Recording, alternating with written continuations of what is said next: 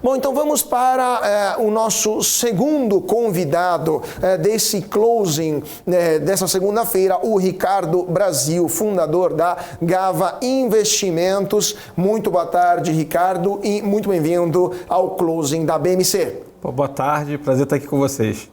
Ricardo, vamos lá. Dia complicado para as ações do setor de mineração. Companhia Siderúrgica Nacional Mineração caindo forte. Gerdau, Vale também estão todas em vermelho profundo nesta segunda-feira. O que está acontecendo lá fora? Tivemos na semana passada informações de que a China quer tentar controlar a alta do preço do minério de ferro. Isso já deprimiu bastante as mineradoras, mas quais novidades estão levando para baixo as cotações dessas empresas? A novidade é realmente uma demanda que o pessoal achava que havia com a abertura da China e que não apareceu. Então, simples assim. Simples assim. Você vê assim, hoje o minério está batendo a menor cotação dos últimos 4 meses, tá? Então, acho que é importante a gente ver que as restrições da China acabou no final das contas e você vê o preço do minério ainda em queda. E acho que isso afeta diretamente ali, enfim, Gerdau, Semin, né? Que é da CSN, né? Tipo, você tem também a Vale, enfim, você pode ver que mineradora hoje não é um bom dia para elas. Mas qual que é a razão disso? A China ainda não iniciou os estímulos fiscais que todo mundo esperava, especialmente para o setor de construção civil, que lembramos é o maior consumidor de minério, especialmente de minério de ferro para fazer o aço utilizado nas construções. O mercado chinês de carros ou de produtos de consumo durável ainda está pouco aquecido. Qual que é a razão dessa menor demanda vindo da China e se esse cenário poderia se reverter até o final do ano? Bem, eu acho que sim, que pode reverter sim, porque a gente teve um PIB da China aparecendo aí muito acima do normal. Tá? Então, acho que a gente realmente não dá para falar que isso vai ser o resto do ano assim. Tá? Por enquanto, eu acho que você tem uma questão externa, não só de China, tá? Mas pensando que a China pode estar pensando estrategicamente em relação a isso, você vai ter ali até onde o Fed vai aumentar juros, até onde a gente vai ter um problema de uma possível recessão, que está cada vez ficando menos provável, ainda bem. Mas já tinha caso de análise aí falando de, assim, banco de investimento conceituado, falando que você tinha mais de 25% de chance dos Estados Unidos entrar em uma recessão. Tá? Então acho que a gente vai ter que ver cenas aí dos próximos capítulos, mas a gente começa a ver aqui no Brasil e no exterior a inflação dando uma canja aí, e acho que o principal fato que a gente teve aí, que foi semana passada, foi ali o PIB mesmo chinês, que tudo indica que a coisa vai reverter. Mas, por enquanto, eu via isso como uma decrescente mesmo. Tá? Vamos ver. E a gente só vai saber isso, ver o PIB e tudo mais, só vai saber vindo dos próximos resultados. O que vai acontecer de fato com o consumo da coisa? Tipo, o setor vai aquecer, não vai aquecer? Tá? Enfim, é uma coisa para se esperar um pouco. Pois é, estou pegando aqui os dados do minério de ferro, hoje forte queda lá em Dalian, menos 2,69%, né, a cotação do minério de ferro na bolsa chinesa, lembramos, é a bolsa que faz o preço também a nível internacional. Se a gente pegar a bolsa de Singapura, que também é muito importante, né, temos 3 bolsas basicamente que fazem o preço do minério de ferro, Singapura, Dalian e também lá nos Estados Unidos. Em Singapura o minério de ferro caiu 0,87%. E lá nos Estados Unidos, o minério cai 1,76%. Então, de fato, muito complicado. Lá nos Estados Unidos, hoje a cotação é de 117,21 dólares por tonelada, né, de minério de ferro. Então, de fato, estou vendo aqui as cotações dos últimos anos. O minério de ferro tinha chegado ao seu pico em maio de 2021, a superar 213 dólares por tonelada lá nos Estados Unidos, e hoje está em 117, ou seja, a metade, basicamente, do valor de 2 anos atrás, né? Mais ou menos 2 anos atrás. E isso, obviamente, está impactando o valor de muitas empresas, principalmente na maior mineradora brasileira, que é a Vale, né? A Vale que hoje está a R$ 71,64. Se a gente pegar o andamento da Vale no último período, a Vale chegou no seu pico máximo de R$ 115, né? Sempre em maio de 21, e hoje está está em 74. Qual que é a sua visão sobre o futuro da ação da Vale, né? Qual que é a percepção, o que esperar do andamento desse papel tão importante para o mercado brasileiro? Lembrando que a Vale, junto com a Petrobras, fazem quase a metade, né, do volume negociado na Bolsa todos os dias, então qualquer andamento positivo ou negativo tem impacto no Ibovespa. Então, qual que é a sua visão, qual a visão da Gava sobre o papel da Vale? Bem, se for parar para olhar historicamente, tá? A gente pega aqui desde 2004, alguma coisa nesse sentido, a Vale não está nem num preço tão ruim. Tá? Só para, não sei se você lembra um pouco de memória, você vê Brumadinho ali, a Vale é 45, né? Então, assim, não dá nem para falar que, tipo, não, que a ação está sendo extremamente penalizada. Eu acho que é uma correção técnica mesmo de mercado. Tá? E realmente, se a gente começar a ver uma previsão de consumo, de aumento de minério, eu acho que a coisa só melhora. É bom a gente se lembrar que no mercado financeiro, tá, a gente trabalha com múltiplos. Então, assim, não é o valor patrimonial o que a Vale tem valor de mercado, tá, é um múltiplo do valor patrimonial dela. Tá? E aí você tem uma expectativa, você tem muita emoção envolvida. É por isso que a cotação dispara, a cotação cai horrores. Tá? Então, acho que são oscilações normais do mercado, não é algo que me assusta. Tá? E sobre a questão dos dividendos da Vale, né? A Vale deu dividendos generosos nos últimos 2 anos, graças também ao resultado que ela conseguiu obter em 2021, 2022 especialmente, né? O que esperar então da Vale em 2023? Continuará sendo uma empresa dividendeira ou a gente está entrando num ciclo de baixa do minério de ferro que poderia limitar a capacidade de distribuição de proventos da gigante?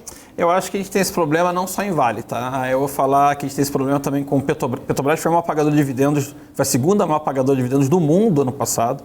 Tá? Depois dos sauditas, né? Da Saudi Aramco. Exatamente. Então, assim, como é que você... Tanto é que você tem o governo querendo fazer um fundo de reserva e tudo mais, ninguém sabe como é que vai ficar esse negócio. Eu tenho críticas a respeito disso. Acho que se fosse para investir na empresa, sim, mas não para ficar com controle governamental de combustível e tudo mais. Faz sentido você ter uma reserva de dividendo, em vez da Petrobras ter que emitir uma debênture ou pegar um empréstimo no banco, ela pega essa reserva para ela mesma. Agora, na hora que ela vai queimar isso só para manter o combustível sem ter uma paridade internacional, eu acho que eu sou contra essa parte dela ser uma mãe, né, para a população nesse aspecto. Você tá punindo uma empresa que deveria ser privada, a gente sabe que não é, tá, mas é uma empresa mista ali. Então, assim, acho que a mesma questão da Vale vai para a Petrobras. Tipo, Petrobras teve uma alta do barril de petróleo em mais de 40% ano passado. Tá? Até onde essas margens vão continuar? Até onde você vai ter recorde ali de barril de petróleo? E sim, ela pode pagar bons dividendos ainda. Vale, eu não tenho dúvida de que vai pagar bons dividendos. A questão é, será que vai pagar os mesmos dividendos do passado? Eu acho que está diretamente relacionado ao minério de ferro. Mas, de fato, é uma empresa, enfim, é uma referência nacional e internacional. Eu não tenho dúvida nenhuma de que ela vai pagar bons dividendos, só não sei se vão ser do mesmo tamanho que foi pago no passado. Claro. Agora, só para pegar um gancho daquilo que você falou sobre a atuação do governo em relação à Petrobras, né, tirando a questão do fundo que a Petrobras deve manter para ser queimado, para manter o preço da gasolina baixo, né, ou pelo menos menos alto aqui no Brasil. A outra coisa que o governo já fez, né, que não é que anunciou, já está valendo, é aquele imposto de 9% sobre a exportação de petróleo bruto para o exterior, né? Algo que não afeta tanto a Petrobras, mas está afetando muito, ou deveria ter afetado muito, outras petroleiras, como por exemplo PetroRio, né, PetroRecôncavo, né, aquelas petroleiras particulares, né, que estão independentes, que atuam nos antigos campos petrolíferos da Petrobras e acabam explorando de forma mais eficiente esses campos, que abandonados de fato, né, ou cedidos pela Petrobras, né? Agora, qual que é a sua visão sobre estas empresas? Hoje temos uma das maiores altas do dia, por sinal, justamente a PetroRio, né, está subindo 2,88%, a PetroRio que se recuperou desde o vale encontrado, né, o ponto menor encontrado em março, estava R$ 30, hoje está a R$ 35,15, chegou a bater 36, né? Mas qual que é a sua visão sobre essas empresas independentes e o que esperar também de uma atuação mais incisiva ou não do governo sobre o resultado, né, dessas empresas petrolíferas privadas? Bem, uma ação do governo incisiva em cima delas não é nada bom, tá? Essa que é a grande verdade. A grande diferença delas para a Petrobras é realmente elas serem independentes. Tipo, qual que é a vantagem? O próprio Jean Paul fala, né? O Jean Paul fala que tipo, você tem ônus e bônus com a Petrobras. Qual que é você não gosta de ter o governo como sócio? Para mim o ônus é esse. Então, você tem o governo como sócio querendo usar a empresa para alguns fins que às vezes o meio privado não gosta. Por outro lado, é uma empresa monstruosa que já tem concessão, já tem toda a documentação para explorar, para deixar de explorar, enfim, já tem todas as aprovações necessárias, né? Então, você tem ônus e bônus ali, ter o governo como sócio. E aí é justamente a diferença de uma RRP, de uma Petrocôncavo, da própria PetroRio. Tá? No momento que o governo começa a colocar muito a mão numa empresa privada, tá? Você vai ter o mesmo problema.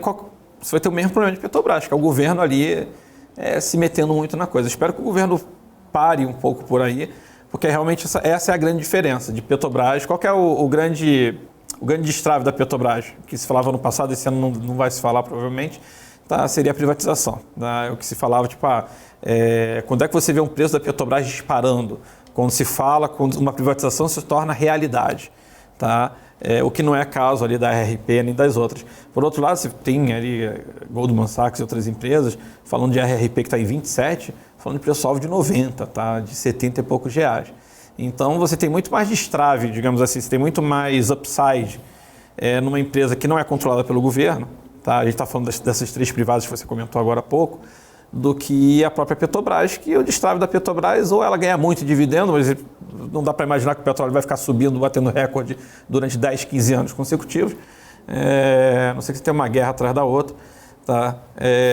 Ou realmente uma privatização que é muito bom comentar, tá? Vai falando de governo, não tenho nada contra o governo, tá? Mas assim, é muito bom comentar que o governo, ainda mais o PT, adora falar e fazer diferente, tá? A gente viu ali, no passado, você abrindo capital no governo do PT, da BR Distribuidora, tá? Enfim, e hoje em dia a BR Distribuidora já é privatizada, tá? Assim, ela teve uma outra follow-on, tiveram algumas follow-ons, e ela foi privatizada.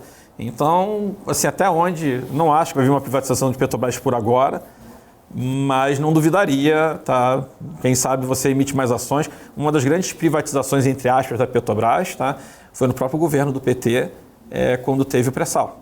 Tá? Você teve uma emissão ali de ações, mas claro, o governo ainda continua com 50%, por lei, entre aspas, porque essa lei pode mudar, tá? Mas assim, continua com 50% mais uma ação ordinária. Tá? Mas assim, o que o governo fala é uma coisa, o que é feito é outra, o que eu não tenho nada contra. O mercado adora. Quanto mais você privatizar as empresas mistas, melhor. Estou falando de Banco do Brasil, a Eletrobras foi privatizada, tá? E o governo fala que vai tentar voltar atrás, é praticamente impossível isso. Porque se você fizer isso, você vai gerar um conflito jurídico, né? Você tira uma segurança jurídica do país e você vai ter investidor saindo fora do país, tá? Obviamente, o presidente fala isso só da boca para fora. Então, assim, apesar das falas, eu acho que no meio privado a coisa vai indo, tá? Apesar ali de você querer criar um fundo e tudo mais. Sobre as empresas privadas, eu acho que elas têm um upside melhor do que Petrobras, porque você não tem um governo ali usando para fins políticos. Pois é, né? Só para terminar esse ponto da Eletrobras que você falou, sem querer te interromper também, mas é interessante essa questão, porque a Eletrobras, como você falou, o presidente Lula, inclusive hoje, né? O presidente Lula lá em Portugal falou, voltou a atacar a privatização da Petrobras, a gente vai falar sobre essa notícia daqui a pouco, mas ele já vem atacando essa privatização há muitas semanas, falando que é um absurdo, é um aumento de salário dos diretores, que foi um crime de lesa pátria, enfim, uma série de questões que amedrontam de fato o mercado, né? A ação da Eletrobras, se não me engano, chegou a um valor máximo de R$54, né, por papel, foi para um vale de R$34, né? Hoje está a 38 mais ou menos. Então, de fato, isso a gente sabe e na verdade torce, né, que isso não seja revertido, porque tudo pode acontecer, mas de fato o mercado está preocupado, porque senão não teria tido essa queda expressiva de uma empresa que tem tudo para dar certo, inclusive contratos plurianuais indexado pela inflação, que não deveriam gerar esse tipo de volatilidade. Então, a pergunta que lhe faço é, o mercado não está comprado na ideia que a privatização da Eletrobras é irreversível? É possível voltar atrás nessa operação? Eu acho que o mercado está... Eu, pelo menos, estou comprado na ideia de que é irreversível, né? Porque seria... Assim, é o que eu falo, né? O governo PT fala muita coisa, mas no final das contas ele segue as regras, o que é ótimo, tá? De novo, não estou criticando, isso é ótimo. O ruim seria você falar e você acaba... Como é que você acaba com uma privatização que já foi sacramentado? E não foi uma coisa pequena, a gente está falando de mais de 30 bilhões de reais. Né? Então, assim, você não tem como voltar atrás. Realmente, acho que é uma coisa muito mais política mesmo de fala do que algo que realmente vai acontecer. Não, mas de fato você falou, o governo não quebra as regras, mas lembramos que durante o governo da ex-presidente Dilma Rousseff, por canetada, se decidiu uma redução dos preços da energia elétrica. Isso quebrou basicamente muitas distribuidoras, que depois muitas foram até vendidas a preço de banana para estrangeiros, né? Só pensar na CPFL, por exemplo, entre outras. Então, a pergunta que eu faço de novo tudo bem, a gente torce que isso não aconteça, mas já vimos governos do PT passados alterar as regras do jogo com canetadas na base de desculpas que isso é interesse do povo, né? Por que a gente acha que isso não pode acontecer dessa vez, mesmo que não seja reestatizando, mas, por exemplo, mudando as regras de um jeito que acabe sendo pouco interessante para os acionistas manter os papéis na mão? Eu, particularmente, realmente não consigo imaginar uma saída para isso. Assim, eu entendo que, assim, eu entendo o seu ponto, tipo, talvez dê para acontecer uma canetada e tudo mais, mas eu não consigo imaginar que canetada é essa. Assim, eu acho que o governo, independente de qual governo, se é de direita, de esquerda, de centro, não importa, tá? Mas tem muito mais a perder com isso do que ganhar. Tá?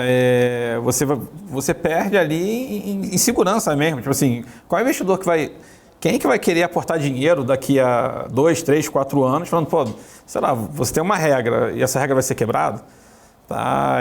Eu entendo o que aconteceu ali na Dilma, lá com a parte de preço de eletricidade e tudo mais, coisas elétricas e tudo mais, tá? Mas eu acho que ficou por ali. Espero que seja assim, realmente concordo com você. Não dá para prever o futuro.